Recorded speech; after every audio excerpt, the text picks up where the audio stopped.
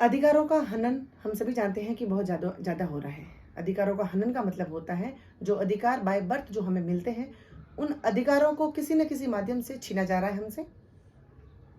अगर आप चाहते हैं कि वो अधिकार जो हमसे छीने जा रहे हैं, वो हमसे नहीं छीने और हमें जो जीवन जीने की शैली है हमारी, वो बरकरार रहे, वो सही तरीके से रहे, तो एक ऐसा अधिकार जो आपको सीरियस लेना होगा, आपको समझना होगा और उस अधिकार के लिए आपको लड़ना होगा, वो है आपका वोट देने का अधिकार। जी हाँ, बिल्कुल बात कर रही हूँ मैं, अभी इलेक्शन चल रहे हैं, लोकसभा के इलेक्शंस चल रहे हैं, उसमें। ज़रूरत है आपको अवेयर होने की, ज़रूरत है आपको हर पग-पग पे सावधान होने की, ज़रूरत है आपको सोचने-समझने की। आज दिन तक अगर किसी पार्टी के फ़ेवर में आप हैं और रूढ़िवादी लेकिन आपको ये समझ में आ रहा है कि नहीं हम शुरू से इस पार्टी के साथ में हैं, तो ये आपकी बहुत बड़ी भूल है। आपको ये समझना होगा कि वास्तविक रूप में ना आपको कोई पार्टी से लेना देना है, ना आपको किसी घराने से लेना देना है।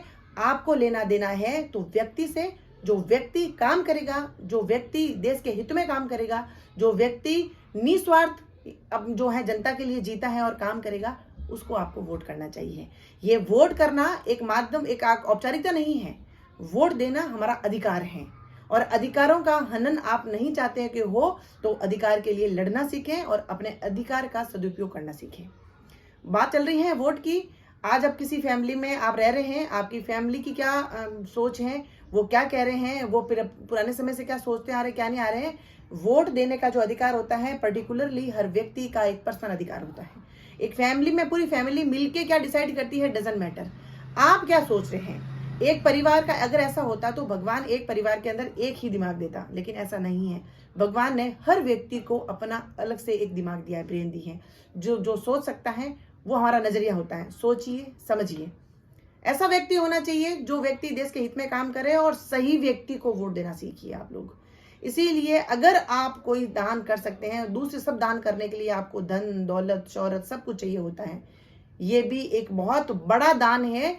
एक दान से न जाने कितनी जिंदगियां संवर सकती हैं और कितने लोगों का जीवन जो है सुधर सकता है। वो है मतदान। अगर ये दान नहीं होता तो इसको मतदान नहीं कहा जाता।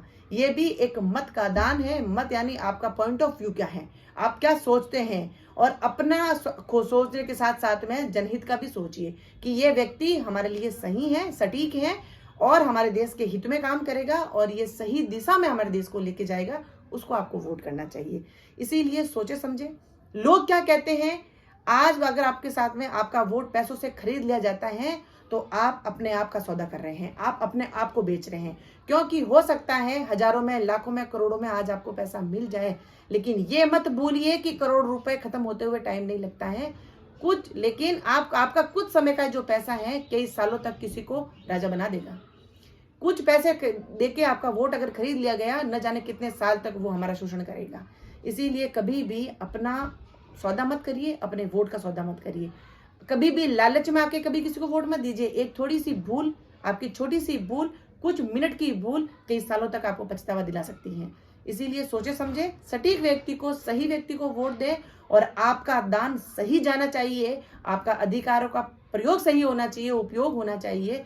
तो उसके लिए आपको चाहिए कि आप सही व्यक्ति को वोट दें और आपका दान दें। इसीलिए मतदान कहा जाता है। तो मतदान सोच समझ के करते हैं, आप करेंगे, ऐसी मैं आप लोगों से आशा करती हूँ।